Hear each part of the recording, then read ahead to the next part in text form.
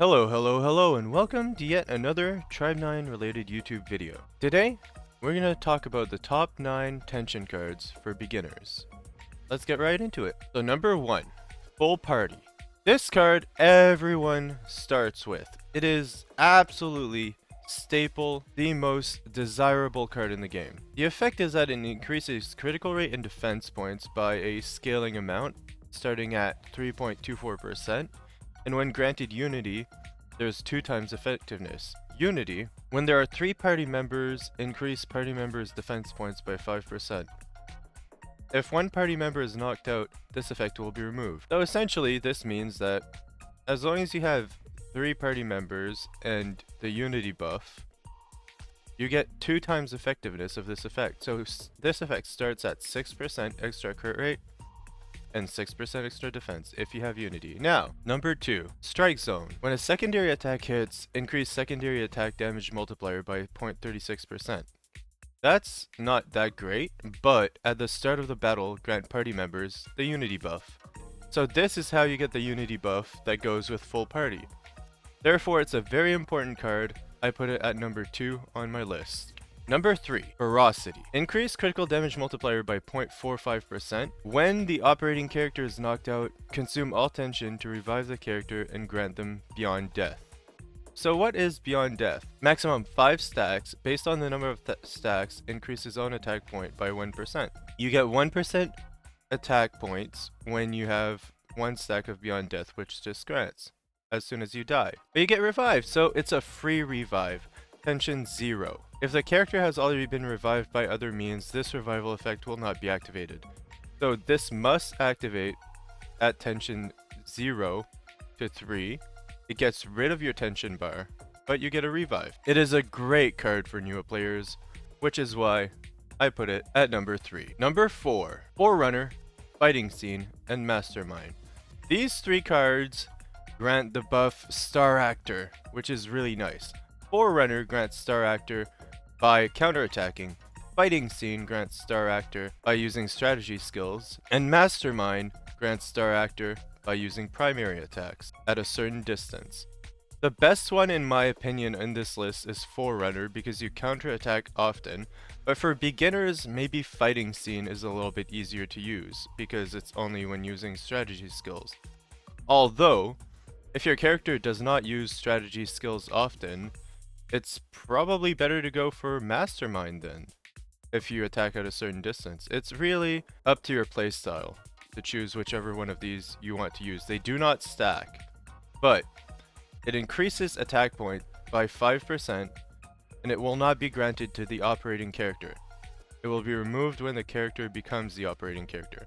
So, Star Actor works on your AI companions. It buffs them, it's free, it's easy damage. Moving on to the next card. So number 5, Maximization and Excuse. Maximization grants the target control for 3.6 seconds when you execute a counterattack successfully after 1 tension. Excuse, when inflicting break on an enemy, grant the target control for 3.6 seconds. Control is a debuff that make it so when the operating character takes damage from an enemy, they decrease the enemy's tension by 3. And when launching an attack towards an enemy under control, it increases own critical rate by 15%. So it's a pretty good buff. It basically gives you 15% critical rate for however long you have the debuff for. Number 6, Setup and Miserable. Setup, when executing a strategy skill, grant oneself limit point for 3.6 seconds. Miserable, when executing a secondary attack, grant oneself limit point for 3.6 seconds. So limit points are, when attack is launched towards the enemies do not hit within 5 seconds, receive damage equivalent to 1% of own HP every 0.5 seconds.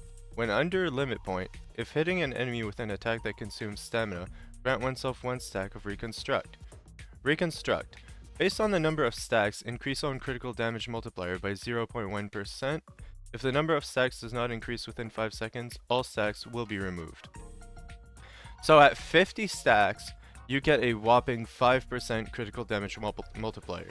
It's not much, but it's really nice in a long fight, and honestly it's a free buff. With Yo in general, you want to run Setup and Miserable because you're using secondary and strategy skills, but depending on your operating character, you might want to run one or the other. But they are both very good cards, basically free damage. Moving on to number 7. Surprise Attack. When a secondary attack hits, increase crit rate by 0.36% for 8 seconds.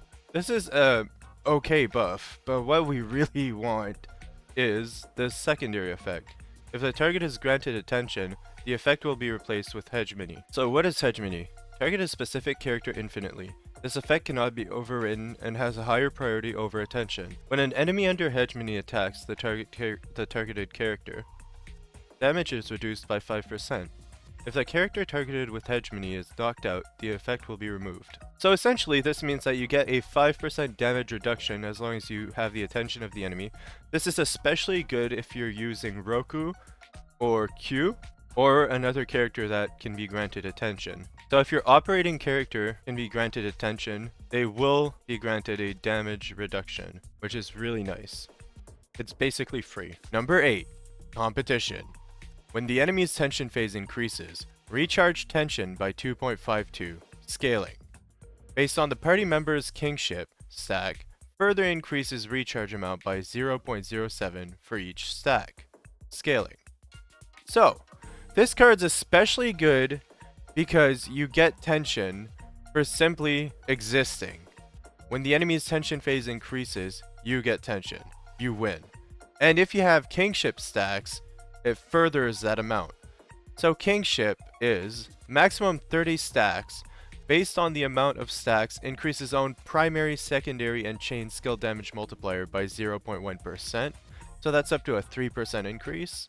When stamina is recovered outside of basic stamina recovery, gain 1 stack. So essentially, if you have the kingship effect, this is further increased. It's a very nice effect, very good for beginners, in my opinion. Number 9, Battle Tactics. When the operating character hits an enemy with a strategic skill, grant oneself and the enemy hit curse for 3.6 seconds. So that's not bad if your character uses strategy skills.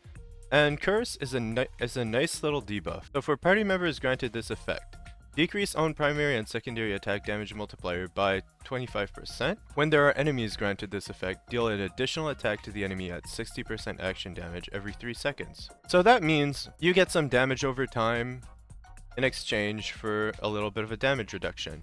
And that's about it. So as long as your character does not rely on primary and secondary attacks and relies more on their strategy skill to deal damage, like Q for example, this will be very beneficial. And that is it for the list. I thank you all for dropping by today. I really appreciate that you took the time to watch this video. I hope you have a wonderful day. Peace!